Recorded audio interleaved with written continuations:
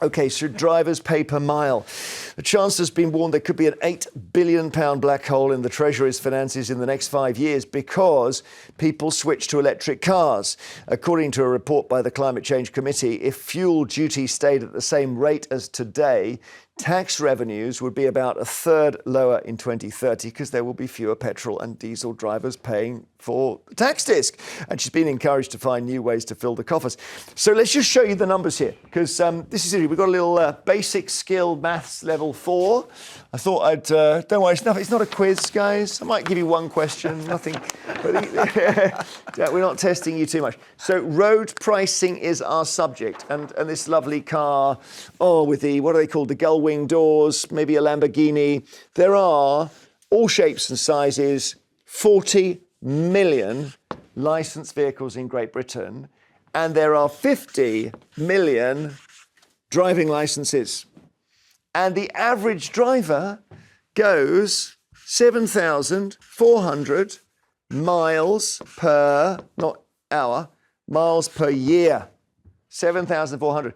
So the thought here is you charge that driver 1 penny per mile, and Annabel, how much would he pay for the year? Kevin? 7,400 pennies. 7,400 pennies, which is, very good.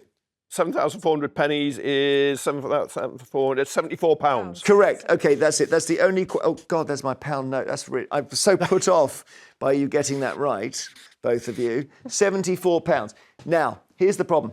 Equals £74.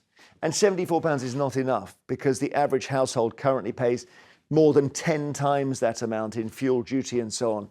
So you'll have to put it above 1p a mile, that's for sure.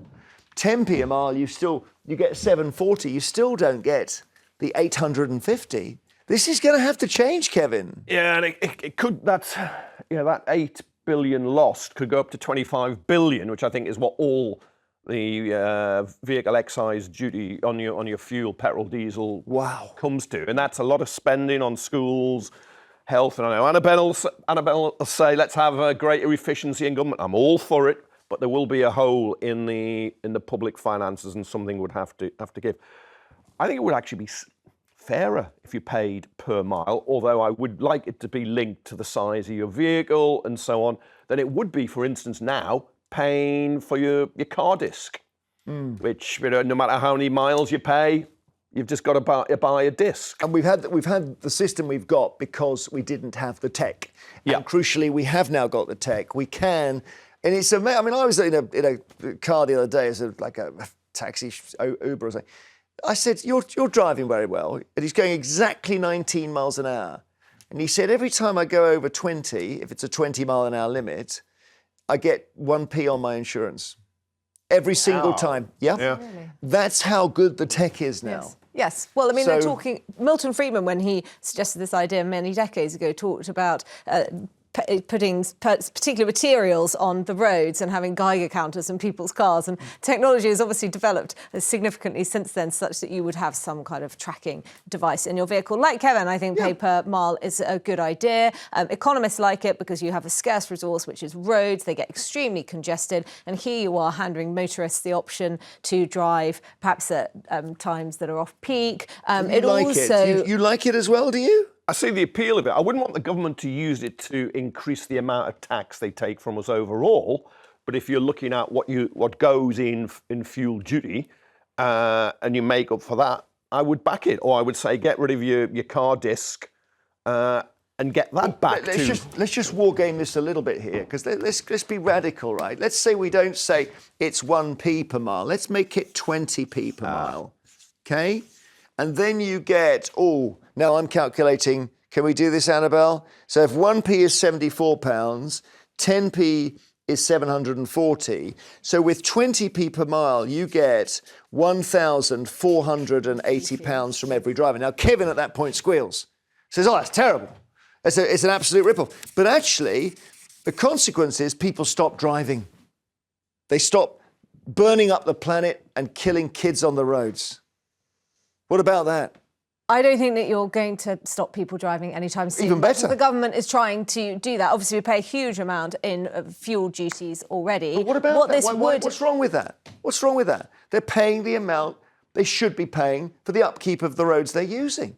But do we know that the upkeep of the roads requires that 40 million vehicles are paying £1,480 per mile that they drive? I bet it does. I mean, we know at the moment that all the money that motorists pay doesn't go towards maintaining the road estate. It does need more money from the Exchequer. Also, you could put the extra into the NHS. Nobody loses, Kevin. Well, unless you're paying the bill, right? Well, and then you might think okay. you lose it. Then it would be the rate it's at. Look, you have some bridges and tunnels have tolls now, not others. Why is that? You have lots of zones around the country, not just in London, but certainly Newcastle's got one, for instance, where you pay if you've got a dirty vehicle going into a city centre. I can see that's a good idea. Because the burning up the planet argument will fade once you move to more electric cars and you're getting that energy from wind turbines and solar panels rather than But we oil. are, on this show, monitoring collapsing car parks. Because car parks were built for small cars, for petrol cars. Have a look at this. This is New York. And this, I can't really see that, but that's a car park right at the top. The whole thing gave way and then through the window. So, and the theory on this is that these car parks just aren't able to hold that weight of car. No, it's very frightening. It's not just car parks, it's bridges as well, because the battery in an EV is extremely heavy. And so, of course, EV drivers ought to be making a contribution, which they're not, because, of course, they're not paying the tax on petrol and diesel at the pump. So that's another sort of appeal to this measure, is that you're equalising, you're levelling the playing field, and making it fairer between those who are driving traditional combustion engines and those who are driving EVs. But it's really important that something like this isn't just used as a cash cow for the Treasury to penalise motorists, to bring in more money, because we are at or very close to our taxable limit in this country. As Kevin says, there's a huge amount of your tax. waste. I think there are a lot of wealthy people, some wealthy people, very wealthy people you could tax. How would you tax them, Kevin? How would you tax them? I would probably have a wealth tax, actually. Yeah, your assets over £2 million quid. He'd go house to house. They've been tried, they've failed. Yeah, but he'd go house to house looking at your jewellery. That's that's what a wealth tax is. We knock on your door and say, "Can we see your necklaces?" That's family silver. It's very difficult. Just look at the insurance policy, wouldn't you? You wouldn't need to go. Yeah, that's true. That's true. Angela in Essex, hello. Hi, Angela. Hello, Jeremy. Hello, panel. Well done. You got to the phone. So we're just thinking about whether this works. Do you drive, Angela, or not? Yes, I do drive. I have to rely on my car, unfortunately. You know, because I'm not able to get around on transport or anything like London transport or anything like that. How many miles a year do you do? Angela, let me ask you, how many miles a year do you do, Angela? A year, probably about 5,000. Okay, so about average, just under, yeah. Yeah, I don't think it's fair. We pay tax, we pay national insurance, we pay the ULIS charge if you're going through them areas. We pay all that. How about all the cars that are getting ruined by going through deep potholes, that are not getting fixed? They're spending thousands of pounds. I know people have spent thousands of pounds on their car, having to have the tyres done, the tracking done. It's just not fair. The government is getting too greedy, I think. What sort of motor do you drive, Angela, may I ask? I drive a Dacia Sandero. A Datsun? Dacia. Yeah. Oh, Sandero. Lovely. Brilliant. That's a goer. Thank you, Angela. Bless you. Charles is in Derby. Let's ask everybody, what sort of car do you drive, Charles? A Honda i30. A Hyundai 830. i30. i30. My car knowledge is appalling. I'm going to get all the car names wrong. But that sounds like that's electric to me. No, it's not. It's petrol. Right. It'd be E if it was... an i30. Yeah. What do you think of this, Charles? How many miles a year do you do? I don't do very many miles because I do under 5,000 miles a year. You'd love this I'm thing. like you. I cycle to work during the week and Well, only the use the car cyclists at will the be weekends. laughing if this comes in, that's for sure. Do you think the Well, cyclists should pay for it for tax as well? Well, I don't see why not. They shouldn't be paying some form of road tax, but I don't agree with this tax that the government's thinking of bringing out for petrol and going your miles Yeah. in your car. It's wrong. Okay, so what sort of amount would you be prepared to pay per mile? If you pay 1p per mile, you pay £74 a year. Bit less because you're doing fewer miles. 20p per mile, you'd be up around £1,000 a year.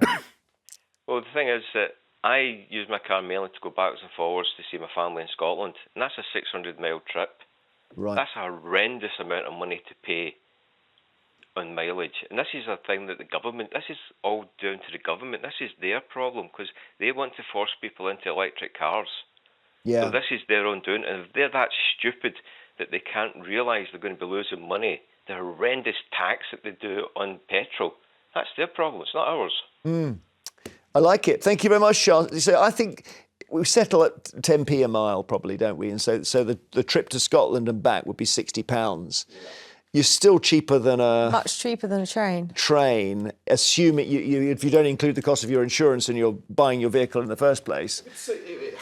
If I did 600 miles of my Sunderland-built Nissan Qashqai, which is diesel, I did 600 miles, which is actually what it is to Tyneside and back from London. Yeah. I'd probably spend 70, 80 quid on fuel. About just over half of that would be going to the exchequer in excise. Yeah, so you'd still have to put the fuel in, but yeah. you wouldn't pay the £30 in fuel tax, but you'd pay £60 on a road charge. The other, I know you're both in favour, you've got to think about shortcuts here. The amount of people doing shortcuts to save on per mile would probably create rat runs out of every single side street in Britain.